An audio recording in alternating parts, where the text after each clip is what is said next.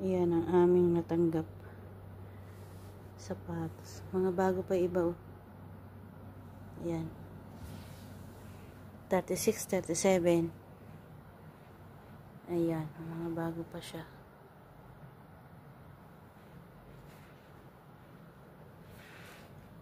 Ayan, oh.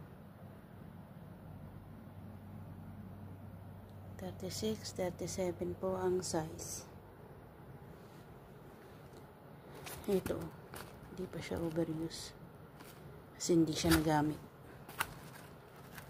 Ito. Bago pa talaga siya. Yan, bago pa talaga siya. Ito, gamit na siya pero okay pa siya. Yan, o. Ayos pa siya, magagamit pa.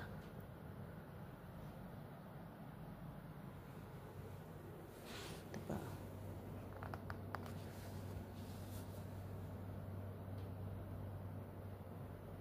Diba?